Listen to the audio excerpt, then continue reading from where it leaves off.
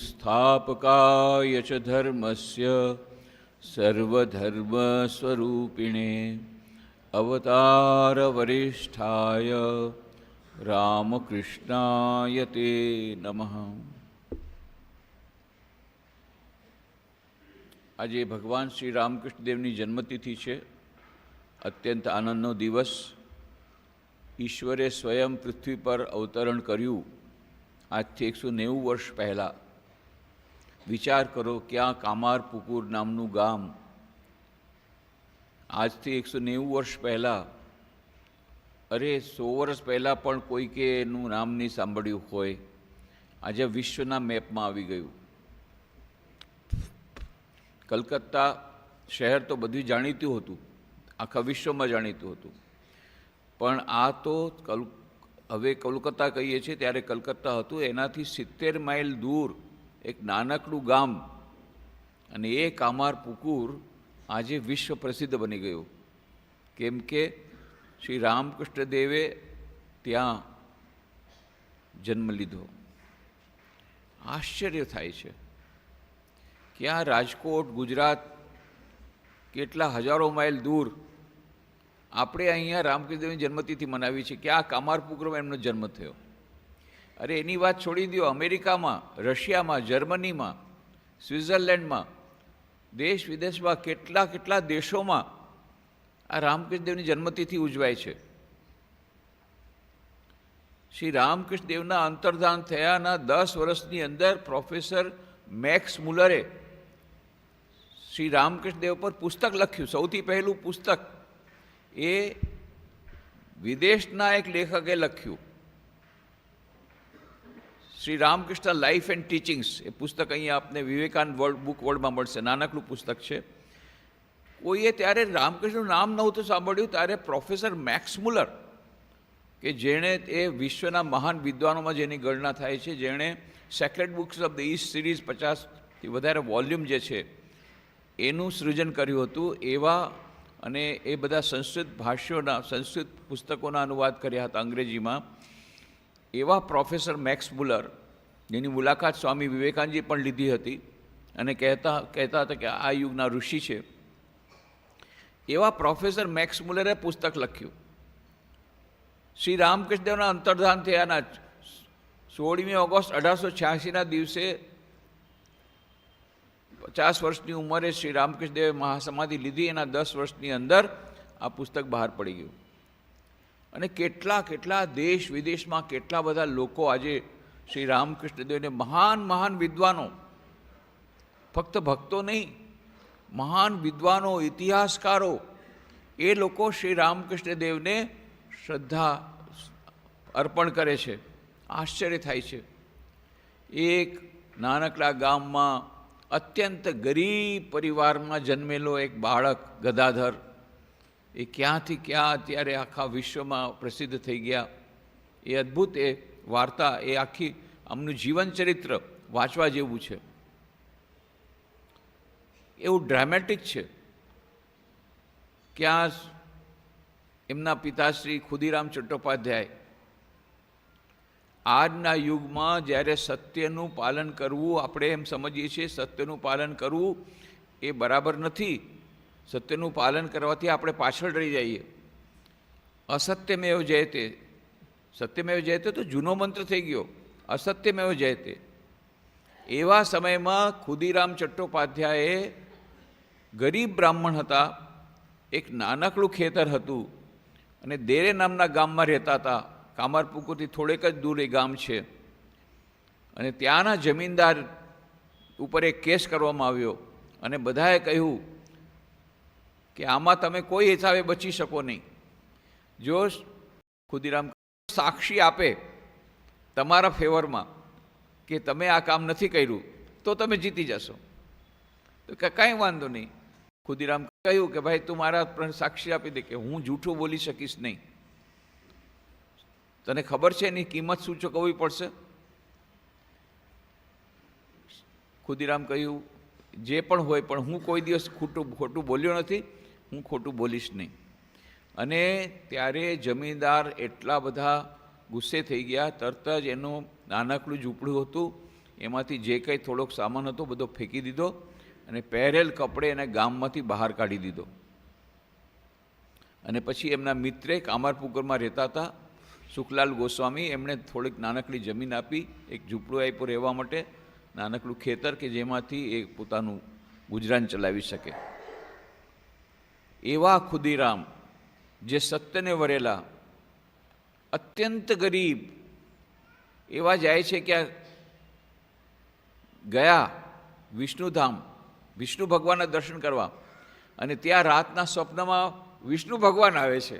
વિચાર તો કરો કેવી ડ્રામેટિક બધી ઘટનાઓ. અને વિષ્ણુ ભગવાન કહે છે, ખુદીરામ તારી ભક્તિથી હું બહુ પ્રસન્ન થયો છું, હું તારે ઘરે આ જન્મ લઈશ.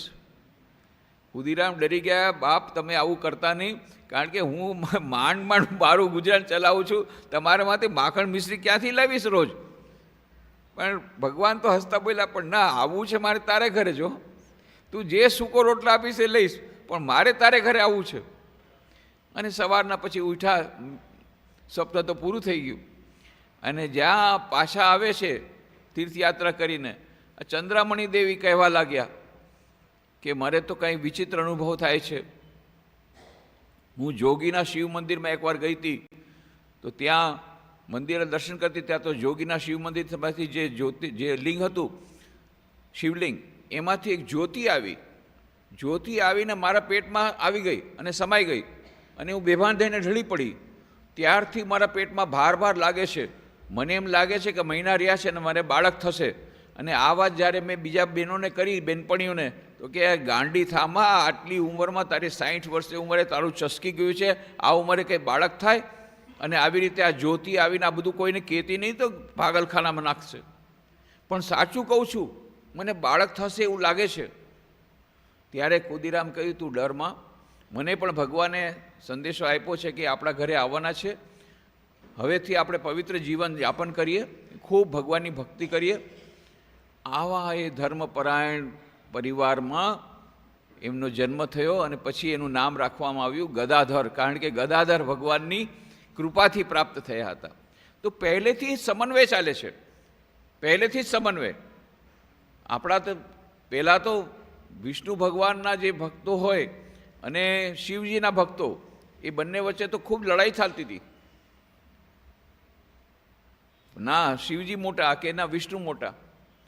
પણ શ્રી રામકૃષ્ણ દેવે શું કર્યું? પહેલાંથી જ સમન્વયની વાત. આ તરફ શિવજીનાઓમાંથી જ્યોતિર્લિંગ આવે છે ને આ તરફ ગદાધરની કૃપા પ્રાપ્ત થાય છે. બંનેની કૃપાથી ગદાધર આવે છે. નાનપણનું નામ ગદાઈ રાખવામાં આવે છે. અને ગદાઈની બાળી લીલા કામરપુકરની એમ લાગે જાણે કનૈયાની, કાનુડાની વૃંદાવન લીલા આપણને યાદ આવે એવી બધી લીલા કરે છે. અને પછી જાય છે ત્યાં દક્ષિણેશ્વરમાં. પછી બહુ સરસ ચિત્રકાર, કેટલા બધું બુદ્ધિમાન, અને કેવું સરસ ચિત્ર બનાવી શકે, ગીત ગાઈ શકે, નાટક કરી શકે, એક્ટિંગ કરી શકે. આમની બહેનો બધાય ગદાઈની પાછળ પાગલ, કે ગદાઈ આવે તો મજા આવે, ગદાઈ વગર મજા નથી આવતી. એટલા બધા નાટકના બધા નકલ કરે ને આ કરે ને બધું કરે, ગદાઈની પાછળ પાગલ. ગદાઈનું બાકી બધું બરાબર, પણ સ્કૂલ જવું ગમે નહીં. ગણિતથી એનું માથું ફરે કે સ્કૂલ નહીં જાઉં, બાકી બધું કરીશ. ગામડામાં આંબાવાડિયામાં બાળકો સાથે રમે, એ બધું કરે, પણ ભણવાનું નામ નહીં. મોટાભાઈ રામકુમાર મહાન વિદ્વાન હતા કે આપણે બ્રાહ્મણ છીએ, આપણે તો આ વિદ્યા વેચીને જ આપણે ખાવાનું છે. હવે આ અભણ રહેશે તો આ રોટલા કેવી રીતે મળશે આપણને? અને ત્યારે એણે કીધું, ગદાઈ આવી રીતે કરીશ તો કેવી રીતે ચાલશે? થોડું ભણ. એ નાનકડો બાળક ગદાધર શું કહે છે? આપણે એજ્યુકેશન પોલિસી અત્યારે NEP 2020માં જે વાત કરી રહ્યા છીએ એ વાત ગદાઈ ત્યારે કરી. શું કહ્યું છે? મોટા ભાઈ, હું એવી વિદ્યા નથી ચાહતો કે જેનાથી કેળા અને ચોખા મળે. એટલે બ્રાહ્મણ લોકો શું કરે કે બધી વિદ્યા ભણે, થોડા શ્લોક ભણે, સંસ્કૃત શ્લોક ભણે, જાય પંડિત હોય ઘરે જઈને વાસ્તુને બધું કરાવે, એમાં એમને કોટ કેળા અને ચોખા ને બધું મળે થોડું, એનાથી ગુજરાન ચલાવે. આ તો જૂના જમાનાથી ચાલ્યું. ગોર મહારાજ જેને આપણે કહીએ છીએ કે એવી રીતે મારે એવી વિદ્યા નથી શીખવી જેનાથી ચોખાને લોટ મળે અને ચોખા અને કેળા મળે. ના, મારે તો એવી વિદ્યા લેવી છે જેનાથી આપણું જીવન ધન્ય થઈ જાય અને જીવનનો ઉદ્દેશ પરિપૂર્ણ થઈ જાય. રામકુમાર કે નાના મોઢે મોટી વાત, આ બધું કોને તને શીખવાડ્યું છે? પણ ન માન્યું તો ન માન્યું. છેવટે રામકુમાર ગયા હતા કલકત્તા. એમણે કીધું આ ગદાઈને ઠીક કરવો પડશે, ભણતો નથી, બધી રિપોર્ટ તો બધા મળતા હતા, એને કલકત્તા લઈ આવું. એટલે અહીંયા એને સ્કૂલમાં નાખી દીધો. બાકી બધું બરાબર છે, મોટા ભાઈને બહુ સહાયતા કરે. સંસ્કૃતની ટોલ હતી એમની પોતાની, રામકુમારની, એમાં પણ મદદ કરે, પણ ભણવાનું નામ નહીં. અને પછી કેવી રીતે દક્ષિણેશ્વરમાં રાણી રાસમણી મંદિર બનાવે છે, એ પણ અદ્ભુત વાત. એ તો જાતા હતા વારાણસી શિવજીના દર્શન કરવાને, ત્યાં માં કાળી દર્શન આપી દે કે તું ક્યાં જાય છે? અરે તું મને મારી તું પ્રતિષ્ઠા કર, મારું નામ મંદિર બનાવ, હું તારી પૂજા સ્વીકારીશ. અને મા કાળીનું મંદિર બનાવે છે.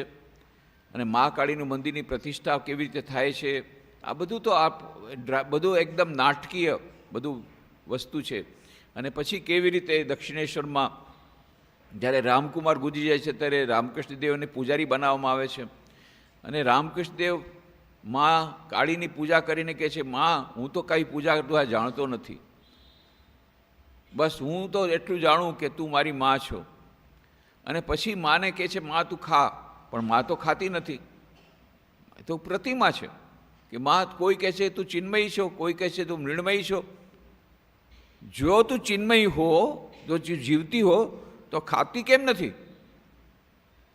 અને મારી સાથે કેમ વાત નથી કરતી? જો માં હું સાવ અભણ છું, મને આ બધું કંઈ ખબર ન પડે, મને ભોળવી નહીં દેતી, હું તારી પ્રાર્થના કરું છું, મને કાંઈ આવડતું નથી, કેવી રીતે પૂજા પાઠ કરવી કાંઈ આવડતું નથી, પણ તું મને પોતે જ કહી દે, હું કોની પાસે જાઉં? તું જ મને કહી દે કે તું ચિન્મયી છો કે તું મૃણમયી છો. આવી રીતે માની સાથે વાતો કરે છે. અને પછી રોજ સાંજના ખૂબ રડે છે, માં મને દર્શન આપો, માં મને દર્શન આપો. પછી એક દિવસ તો એટલી બધી વ્યાકુળતા વધી જાય છે કે ત્યાં મંદિરમાં ખડગ હતું, તલવાર, ખડગ જે તલવાર જેવી હોય છે, એને ઉપાડી લીધી. બસ કે પછી જો આપણે માના દર્શન ન થયા તો આ જીવન જીવવાથી ફાયદો શું છે? એમ કરી અને જ્યાં તલવાર પોતાના માથા ઉપર નાખવા જાય છે ત્યાં તો મારા દર્શન થઈ ગયા. માં માં કહેતા કહેતા એ સમાધિ અવસ્થામાં ચાલ્યા ગયા. અને પછી આનંદમાં ભરપૂર થઈ ગયા. વાહ માં, તે મને દર્શન આપ્યા, મારું જીવન ધન્ય થઈ ગયું. પણ માં, બધા મને પાગલ કહે છે. ખરેખર બધા કહેતા હતા પાગલ બ્રાહ્મણ કહેતા હતા. બ્રાહ્મણ પાગલ ભટ્ટાચાર્ય, છોટો ભટ્ટાચાર્ય પાગલ હોઈ ગયા છે, એટલે કે પાગલ થઈ ગયા છે. ભટ્ટાચાર્ય એટલે પૂજારીને ભટ્ટાચાર્ય કે બંગાળીમાં, કે આ છોટો પૂજારી, નાનો પૂજારી. મોટા રામકુમાર એના મોટા ભાઈ મોટા પૂજારી હતા, કે છોટા ભટ્ટાચાર્ય પાગલ હોઈ ગયા છે, કે આ તો સાવ પાગલ જેવો છે, પોતે જ ખાય છે, માને ખવડાવે અડધું, પાછું પોતાનું એઠું માને ખવડાવે, આ તો હાવ પાગલ. એટલે કે માં બધા મને પાગલ સમજે છે, હું કોઈ મારી સાથે વાત કરવાનો નથી, તું મારી સાથે વાત કર, તું મારી સાથે રમ. અને માની સાથે રમે છે, માની સાથે વાત કરે છે. અદ્ભુત વાત. આ બધી વાતો તમે જુઓ. અને આ બધું કોણે આલેખન કર્યું છે? આ કંઈ નોવેલ નથી, નવલકથા નથી. કોણે જીવનચરિત્ર લખ્યું? સ્વામી શારદાનંદજી મહારાજે લખેલું છે. અને એમાં કહ્યું છે કે કોઈ પણ વસ્તુની ચકાસણી વગર આ કોઈ વાત આમાં લખેલી નથી. અને આ કોઈ જૂના જમાનાની વાત નથી, હજારો વર્ષ પહેલાંની રામ ભગવાનની વાતો કે કૃષ્ણ ભગવાનની વાતો કે જે પુરાણમાં હોય. નહીં, હજી 190 વર્ષ પહેલાં એમનો જન્મ થયો, હજી 140 વર્ષો પહેલાં એમણે મહાસમાધિ લીધી. એમના કપડાં ઉપલબ્ધ છે. અરે સૌથી મોટી વાત છે, એમના ફોટોગ્રાફ ઉપલબ્ધ છે, ઓરિજિનલ ફોટોગ્રાફ, કેમેરા દ્વારા લીધેલા. બીજા કોઈ અવતારના કેમેરા દ્વારા લીધેલા ફોટોગ્રાફ નથી, બધા કાલ્પનિક ચિત્રો છે, આર્ટિસ્ટે કરેલા છે. પણ શ્રી રામકૃષ્ણદેવ, આ જે ફોટોગ્રાફ છે એ કેમેરા દ્વારા લીધેલો ફોટોગ્રાફ છે, સાચો ફોટોગ્રાફ. આ ફોટોગ્રાફ છે.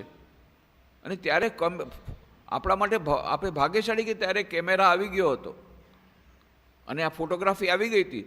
એટલે ફોટોગ્રાફ આ સૌથી મોટી વાત છે આ વખતના જે ઈશ્વર અવતાર જે છે, કે એમનો કેમેરા દ્વારા ફોટો લીધેલો છે. એટલે કોઈ દિવસ એમ આપણા મનમાં નહીં થાય રામકૃષ્ણ આવ્યા હતા કે નહીં, આ જો કેમેરાનો ફોટો, આ એમનો સાચો ફોટો છે. એમના કપડાં બેલુમઠમાં રાખેલા છે. એમણે વાપરેલી વસ્તુ હજી સુધી બેલુમઠમાં રાખેલી છે. તો આ વાત આપણા મનમાં હવે નહીં આવે કે ભાઈ શ્રી રામકૃષ્ણ આવ્યા હતા કે નહીં, કોને ખબર. કોઈ પૂછી શકે રામ આવ્યા હતા કે નહીં, કૃષ્ણ ભગવાન આવ્યા હતા. જે લોકો બહુ વધારે તર્ક બુદ્ધિવાળા હોય છે એ તર્ક કરી શકે, પણ અહીંયા તર્ક નહીં કરી શકે. કારણ કે આ બધી વસ્તુઓ ઐતિહાસિક બધી ઘટનાઓ છે. અને સ્વામી શારદાનંદજી મહારાજ જે સ્વામી વિવેકાનંદના ગુરુભાઈ હતા, એમણે પોતે જીવન ચરિત્ર લખ્યું છે. આ બધી ઘટનાઓ એક પછી એક આપણું આખું જીવન ચરિત્ર વાંચવું હોય તો શ્રી રામકૃષ્ણ લીલા પ્રસંગ સ્વામી શારદાનંદજી મહારાજ કહે છે, મોસ્ટ ઓથેન્ટિક બાયોગ્રાફી. અંગ્રેજીમાં એનું નામ છે Shri Ramakrishna the great master, અને ગુજરાતીમાં એનું નામ છે શ્રી રામકૃષ્ણ લીલા પ્રસંગ. બંગાળીમાં પણ એનું નામ છે શ્રી રામકૃષ્ણ લીલા પ્રસંગ. આ પુસ્તક વાંચવા જેવું છે, પણ જો એ જરા બહુ મોટું છે, એનાથી નાનું પણ એક પુસ્તક છે શ્રી રામકૃષ્ણનું વિસ્તૃત જીવન ચરિત્ર. ગુજરાતીમાં પ્રકાશિત થયું છે, મોટું જીવન ચરિત્ર, જેને ગુજરાત સરકાર તરફથી એવોર્ડ પણ મળ્યો હતો બેસ્ટ પુસ્તક માટે. એવું આ પુસ્તક છે, સરસથી લખાયેલું છે. એ લીલા પ્રસંગના બેસિસ ઉપર જ લખાયેલું છે. શ્રી રામકૃષ્ણનું વિસ્તૃત જીવન છે ગુજરાતીમાં. એક નાનકડું સંક્ષિપ્ત જીવન પણ શ્રી રામકૃષ્ણ દેવનું છે. પછી એમના ઉપદેશો રામકૃષ્ણ કથામૃતમાં છે. બંગાળીમાં એનું નામ છે કથામૃત, અને ગુજરાતીમાં એનું નામ છે રામકૃષ્ણ કથામૃત. હિન્દીમાં એનું નામ છે રામકૃષ્ણ વચનામૃત. અંગ્રેજીમાં એનું નામ છે the gospel of Shri Ramakrishna. વિશ્વની લગભગ બધી ભાષાઓમાં, ઘણી બધી ભાષાઓ એનો અનુવાદ થયા છે. મરાઠી, તામિલ, તેલુગુ, મલયાલમ, કન્નડ, ઉડિયા, બધી ભાષાઓમાં. બંગાળી તો હજી ઓરિજિનલ, ગુજરાતી તો છે જ, પણ વિશ્વની બધી ભાષાઓમાં, Japanese, Greek, Russian, Dutch, French, Spanish, કેટલી બધી ભાષામાં એનો અનુવાદ થયા છે. વિચાર કરો, શ્રી રામકૃષ્ણ દેવ એક ગામડામાં જન્મેલા, એક બ્રાહ્મણ પરિવારમાં જન્મેલા, ગરીબ ઘરે જન્મેલા રામકૃષ્ણ દેવ આજે ઘરે ઘરે પહોંચી ગયા છે. એમનો ફોટો પહાડોમાં પહોંચી ગયો, સમુદ્રમાં પહોંચી ગયો, ઘરે ઘરે પહોંચી ગયો. જે એમણે ભવિષ્ય કહ્યું હતું, એમણે કહ્યું હતું મા શારદા દેવીને આ ફોટાની પૂજા પછી ઘરે ઘરે થશે. આજે ઘરે ઘરે પહોંચી ગયું. કેટલી જગ્યાએ પહોંચી ગયું, કેટલી જગ્યાએ. નિસ્તારણી દેવીને કહ્યું હતું શ્રી રામકૃષ્ણ દેવે કે તે દિવસે નહીં આવી શક્યા, કે હું નથી આવી શકતો, એટલે એમને ફોટો મોકલાવી દીધો અને કીધું કે પાછળથી આ ફોટો છે એ ટ્રેનમાં ફરશે, જહાજમાં ફરશે. ત્યારે તો હવાઈ જહાજ નહોતું, જહાજમાં ફરશે, ટ્રેનમાં ફરશે, ઘોડાગાડીમાં ફરશે, લોકો પોતાના પર્સમાં રાખશે. જે શ્રી રામકૃષ્ણ દેવે કીધું હતું અને ઘરે ઘરે પૂજા થશે, એ બરાબર આજે થઈ રહ્યું છે. શ્રી રામકૃષ્ણ પોતે કહ્યું હતું. એ અદ્ભુત ફોટો, એ ફોટોની વાર્તા રામકૃષ્ણ જ્યોતના માર્ચ મહિનાના અંકમાં સંપાદકીય લેખ જરૂરથી વાંચજો. શ્રી રામકૃષ્ણ દેવના અસલ ફોટા. શું કરવા અસલ ફોટા નામે આપ્યું? કારણ કે નકલી ફોટા એટલા બધા ફરે છે કે એની સાથે અસલી નકલી શું છે ખબર નથી પડતી. આ ફોટો શોપિંગ થાય છે ને, એમાં કોઈ પાછા રામકૃષ્ણ દેવ હસે છે એવું પણ બતાવે છે, વળી મા રામકૃષ્ણ શારદા દેવીને સાથે ઊભા છે એવું બતાવે છે. આ બધું જે છે એ બરાબર નથી. કેમ? એનાથી શું થાય કે લોકોની વિશ્વસનીયતા ઘટી જાય. લોકોને લાગે બધા ફોટા આવી રીતે બનાવેલા જ છે, આર્ટિસ્ટે બનાવેલા છે. નહીં. જે 3 ફોટા જે અત્યારે પ્રચલિત છે, 3 ફોટા, એક આ ફોટો જેની પૂજા ઘરે ઘરે થશે એવું રામકૃષ્ણ દેવે કહ્યું હતું, અને એક ઊભો ફોટો છે જે કેશવચંદ્ર સેને તે લેવામાં આવ્યો હતો અને એ નૃત્ય કરી રહ્યા છે અને સમાધિ અવસ્થામાં. અને 3 ફોટામાં શ્રી રામકૃષ્ણ સમાધિ અવસ્થામાં છે. અને એકવાર જે સ્ટુડિયો જોવા ગયા હતા ત્યારે એક સ્તંભ ઉપર એમનો હાથ છે, ત્યારે કોટ પણ પહેરેલો છે અને બૂટ પણ પહેરેલા છે. એ ફોટો પણ છે. આ 3 ફોટા ઓરિજિનલ છે. એની બધી આખી હિસ્ટ્રી, આખો ઇતિહાસ તમને રામકૃષ્ણ જ્યોતના સંપાદિક લેખમાં જોવા મળશે. તો આપણે કેટલા ભાગ્યશાળી છીએ કે આજે આ યુગમાં આપણે છીએ. આજથી 5000 વર્ષો પછી બધા કહે છે, હે શ્રી રામકૃષ્ણ દેવ થઈ ગયા હતા, કોઈ હતા રામકૃષ્ણ દેવ જેવા? પણ આજે આપણને એ પ્રશ્ન નથી નડતો. જે આપણે અત્યારે રામકૃષ્ણ વિશે કેટલાક લોકો તર્ક કરે છે, એવો તર્ક આજથી 5-10 હજાર વર્ષો પછી રામકૃષ્ણ દેવ વિશે કરશે. પણ આપણે કેટલા ભાગ્યશાળી કે આટલા જલ્દી આવી ગયા. હજી રામકૃષ્ણ દેવને ગયાને 140 વર્ષ થયા છે માત્ર, અને એમના જે શિષ્યના શિષ્ય એમને આપણે જોયેલા છે, એમના શિષ્યના શિષ્ય એમને જોયેલા છે. એમના શિષ્ય જે હતા, એમના કેટલા બધા શિષ્યો અહીંયા બેઠા છે. શ્રી રામકૃષ્ણના 16 સંન્યાસી શિષ્યો હતા. એમાંના એક શિષ્ય હતા સ્વામી વિજ્ઞાનંદજી. સ્વામી વિજ્ઞાનંદજીના શિષ્ય હતા આત્મસ્થાનંદજી. અને આત્મસ્થાનજી અહીંયા 1966થી 75 સુધી અધ્યક્ષ હતા. અને એટલા જ માટે આપણે આત્મસ્થાનંદ ભવન બનાવ્યું એમની સ્મૃતિમાં. અમે આત્મસ્થાનજી પાસે કેટલા લોકો, તમે લોકો દીક્ષા લીધી છે? બોલો, તમે રામકૃષ્ણ શિષ્યના શિષ્ય છો. વિચાર તો કરો, કેટલી મોટી વાત છે. રામકૃષ્ણ દેવની સાથે તમારું કેટલું સીધું જોડાણ છે, જે આજથી 5000 પછી નહીં થાય. યુગાવતાર શ્રી રામકૃષ્ણ સ્થાપકાય છે ધર્મસ્ય સર્વધર્મ સ્વરૂપિણે. હે પ્રભુ, તમે ધર્મની સ્થાપના માટે આવ્યા હતા. જો કોઈ પણ અવતાર આવે છે ધર્મની સ્થાપના માટે જ આવે છે. ગીતામાં કહ્યું છે, ભગવાન શ્રી કૃષ્ણ પોતે કહ્યું છે, યદા યદા હિ ધર્મસ્ય ગ્લાનિર્ભવતિ ભારત અભ્યુત્થાનમ ધર્મસ્ય તદાત્માનમ સૃજામ્યહમ પરિત્રાણાય સાધુનામ વિનાશાય જ દુષ્કૃતામ ધર્મ સંસ્થાપનાર્થાય સંભવામી યુગે યુગે.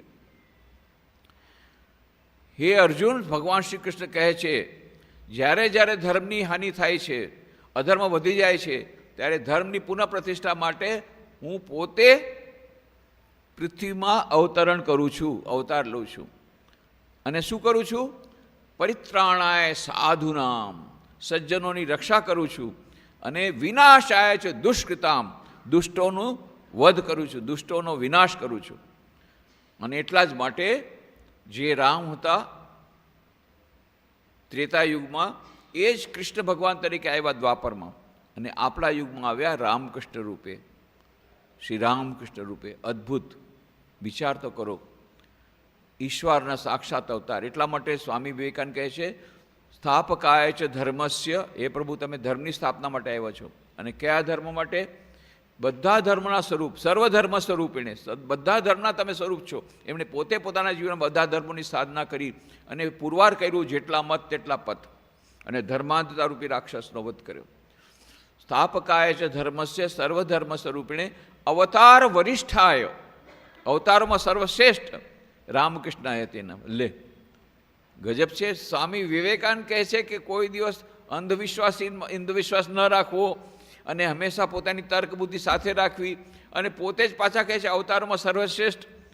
તો શું રામ અને કૃષ્ણ નાના થઈ ગયા? એવી વાત નથી. તો શા માટે સ્વામી વિવેકાનંદ કહ્યું અવતાર વરિષ્ઠ, અવતારમાં સર્વશ્રેષ્ઠ? કારણ કે જે રામ હતા, જે કૃષ્ણ હતા, એ જ તો રામકૃષ્ણ. તેમાં નાના મોટાનો સવાલ ક્યાં આવ્યો? અને આ સ્વામી વિવેકાનંદ જ્યારે કહ્યું છે, અંધવિશ્વાસથી નથી કહ્યું. એ જ્યારે શ્રી રામકૃષ્ણ દેવને કાશીપુર ઉદ્યાન બાટીમાં રાખવામાં આવ્યા હતા, ગળામાં કેન્સર થઈ ગયું હતું અને ખૂબ જ દુખતું હતું. અને ત્યારે એ દુઃખને કારણે જ્યારે એમના ગળામાંથી ખરાબ અવાજ આવતો હતો, ત્યારે એકવાર નરેન્દ્રનાથ દત્ત, જે ત્યારે વિદ્યાર્થી હતા અને પાછળથી સ્વામી વિવેકાનંદ બન્યા, એમના પાછા ગુરુભાઈઓ પણ વિદ્યાર્થી હતા, આ બધા સેવા કરી રહ્યા હતા. અને ત્યારે એમણે જોયું રામકૃષ્ણ દેવને ખૂબ કષ્ટ થાય છે આ ગળામાં કેન્સરને કારણે. ત્યારે એમના મનમાં એક સંશય આવ્યો, અરે, લોકો કહે છે શ્રી રામકૃષ્ણ ઈશ્વરના અવતાર છે, ઈશ્વરના અવતારની આવી હાલત થઈ શકે? આવું ગળામાં કેન્સર છે, આટલું દુખે છે, એ શું ઈશ્વર હોઈ શકે? ના ના ના, હું નહીં માનું. મારે પુરાવો જોઈએ. અને ત્યાં એમના મનમાં અચાનક વિચાર આવ્યો, આવી અવસ્થામાં જ્યારે અમને આટલું બધું કષ્ટ છે, એ પોતાના મોઢેથી જો કહી દે કે હા હું ઈશ્વરના અવતાર છું, તો જ હું માનીશ, અને તો નહીં માનું. અને આશ્ચર્યની વાત છે, હજી તો આ વિચાર એમના મનમાં આવ્યો છે, ત્યાં તો શ્રી રામકૃષ્ણ દેવ સૂતા હતા. નરેન તરફ જોઈને કે નરેન, હજી અવિશ્વાસ. અરે, જે રામ હતા, જે કૃષ્ણ હતા, એ આ વખતે રામકૃષ્ણ રૂપે આવ્યા છે, તારા વેદાંતના મતથી નહીં. અને નરેન્દ્રનાથ એકદમ શરમાઈ જાય છે. તરત જ ચરણ પકડી છે, પ્રભુ મને માફ કરો, મારું મન બહુ પાજી છે, સંશયવાન છે, વારંવાર સંશય કરે છે, હે પ્રભુ મને માફ કરો. અને આવું થયું. ત્યાર પછી એમણે લખ્યું સ્થાપકાય છે ધર્મસ્ય સર્વધર્મ સ્વરૂપિણે અવતાર વરિષ્ઠાય રામકૃષ્ણાય તે નમઃ. સમય આપણો પૂરો થઈ ગયો છે, પણ વિશ્વવંદ્ય શ્રી રામકૃષ્ણ દેવ એક પુસ્તક છે, એમાં તમને અવતાર વરિષ્ઠ શ્રી રામકૃષ્ણ કેમ કહ્યા સ્વામી વિવેકાનંદે એની બધી વાતો છે. જરૂરથી એ પુસ્તક વાંચજો. ભગવાન શ્રી રામકૃષ્ણદેવના ચરણોમાં પ્રાર્થના કરીએ, એમના ઉપદેશ પ્રમાણે આપણે સાધના કરી અને ઈશ્વરની પ્રાપ્તિ કરી માનવ જીવનને ધન્ય કરી શકીએ, એમના ઉપદેશનું પાલન કરી શકીએ, એવી શક્તિ આપણને આપે એવી એમના ચરણોમાં પ્રાર્થના કરી અને આપણે અહીંયા વિરમીએ. ઓમ શાંતિ શાંતિ શાંતિ. હરિ ઓમ તત્સત. શ્રી રામકૃષ્ણાર્પણમસ્તુ.